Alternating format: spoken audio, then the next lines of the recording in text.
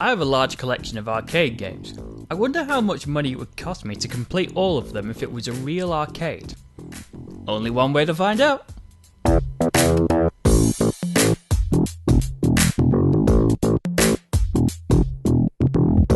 Atari, one of the original pioneers of video gaming. Since their humble beginnings of Pong, Atari's 41-year history has allowed it to create and host some of the most memorable games for older gamers, like Gauntlet, Asteroids, Pac-Man, and Pong. Now of course, they don't always get it right, but they give it a go, and they often hit the mark to varying degrees of success. Atari was also one of the leading brands in arcades. In the 80s, you could go into any arcade and find an Atari machine, and chances are it was the most popular machine in there. It wasn't surprising considering what they could get games to do. Now, they look like the most basic of basic games there is, but back then, these games paved the way for the future of gaming and helped gaming survive the video game crash of 1983. Atari was able to pump out arcade games quickly, some of which were overlooked as they stood in the shadow of more successful games, and today's game is one of those unfortunate titles, Skull and Crossbones. A beat 'em up with an Atari twist to it. You and a friend embark on a quest to retrieve stolen booty you had stolen from you. Atari had a reputation for taking liberties with certain genres of games and adding their own mechanics to make the game stand out. You get to see the first one when you insert your first coin. Rather than accumulate credits, when you insert a coin, you gain a fixed amount of health for every coin you put in, but the fixed amount changes for every coin you put in before the game starts, adding an additional 5 health every time. An unusual, if sly, way of getting gamers ready for the game. The controls of the game are also displayed on the start screen, though you will get reminders of them later. You use the stick to move your character and you have 2 buttons. The 2 buttons are where the Atari twist comes in. One button swings your sword, but in combination with the stick allows you to attack high, low, or behind you. The second button turns your character to face the other way, which throws you off at first, but you can quickly adapt to it. So me and Aka both put in £4 worth of credits. We haven't even started the game yet and the game has taken £8 from us. Let's hope this lasts. Your main quest then begins to steal back your stolen property. So with this plot, are we the baddies?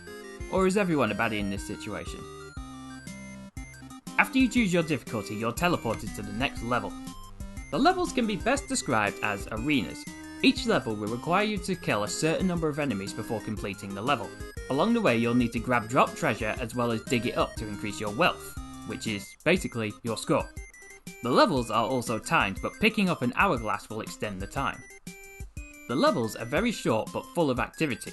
Between fighting waves of enemies, grabbing treasure and fighting a boss at the end of the level, you won't be bored, but it does highlight how short the levels actually are.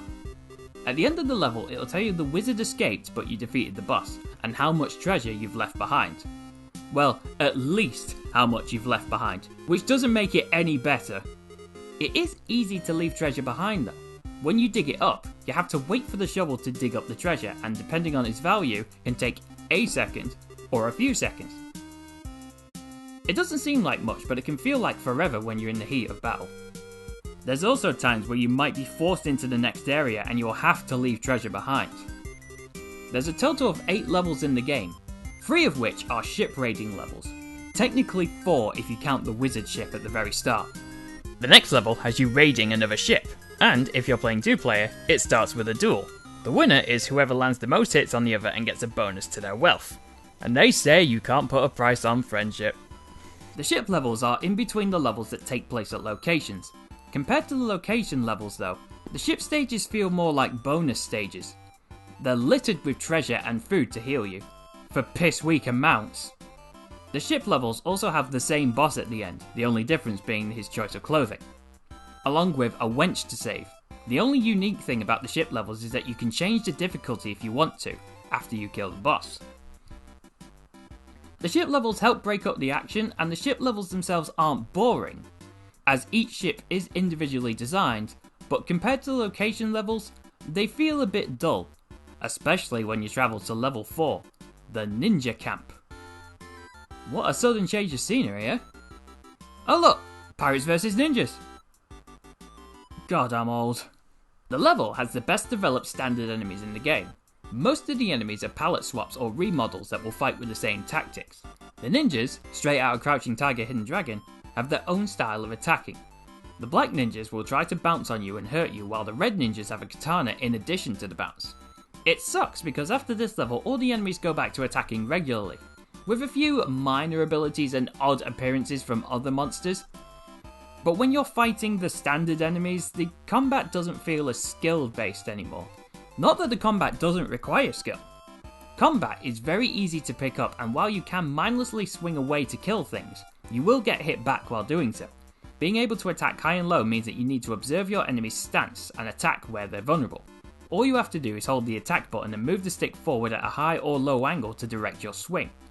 The position of your sword can also block attacks, so you can play defensively if that's your style. And switching the position is as easy as holding the attack button down and moving the stick in the direction you want. It's a nice mechanic that mimics sword fighting really well. The same rules apply to the enemies too, and this mechanic really offers a unique gameplay experience that makes the game more enjoyable as a result. The boss of the ninja camp is a wise old ninja master. Unlike the executioner we fought at the Spanish castle, who is a big slow brute with unblockable attacks, the ninja master is unable to block your attacks, but is harder to hit because he jumps around so often. Like the executioner though, he has very little health and a few rapid swings are able to defeat him quickly. Slightly more challenging than the first boss, but the bosses only get harder from here. Level 5, a tan ship, you know how these go by now. Level 6, the beach cave. Back to a traditional pirate theme here, as the enemies of this level are skeletons. What makes these guys an issue is that rather than walking from off screen, they emerge from the ground, so the next enemy you face could be right next to you and you don't even know it. They also make a horrible noise when you hurt them. The presentation of the game is a mixed bag of quality. Visually, the game looks good. The animations are good for the time, and there are some nice ones like the skeletons emerging from the soil, the imp that emerges from the wall, and your characters reel back to prepare the next swing, which is a nice detail. But the walking animation looks a little silly because of how fast it is. The sound, on the other hand, isn't as good, but not terrible. It has a slight distortion to it, which was common at the time because of tech limitations. For the most part, the sound effects are okay. It's obvious what the noises are, and the music does fit the scene, even if it does sound like a cat is running on the keyboard.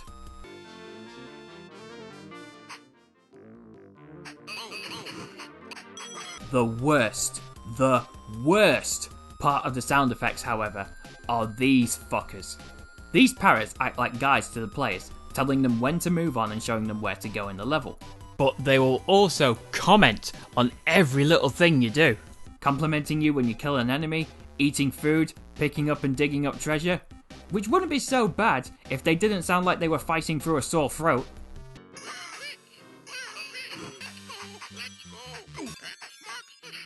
Their constant squawking gets really irritating, and you can't kill them, which doesn't help.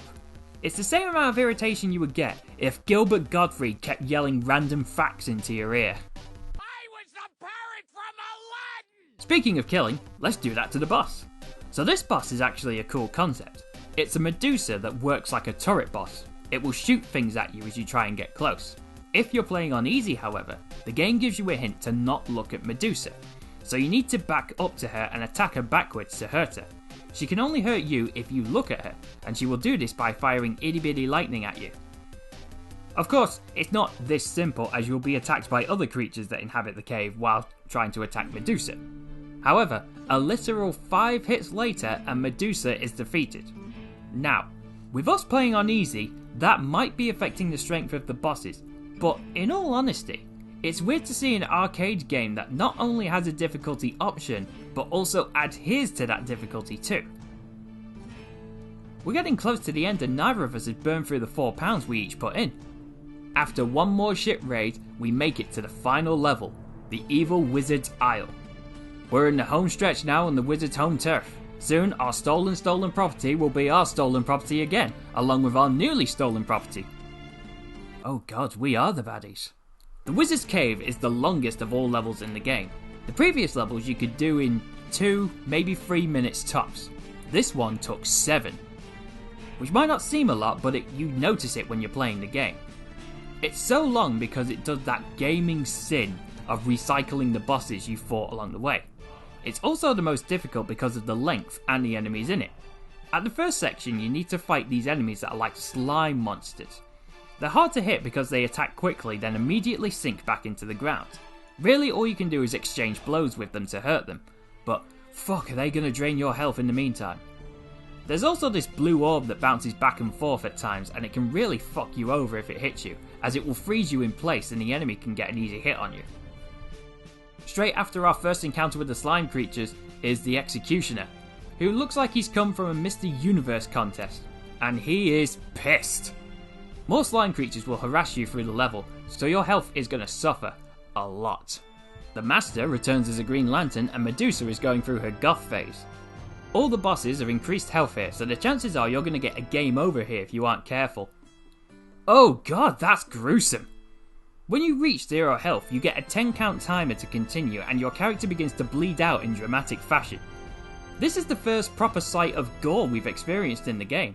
Everyone we've killed vanished in a cloud of smoke, but here the blood is leaping out of his chest. Well, it's nothing a bit of money can't fix.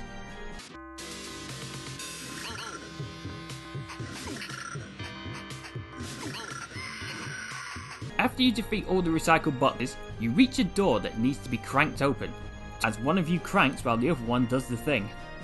Glad I didn't have to do this alone.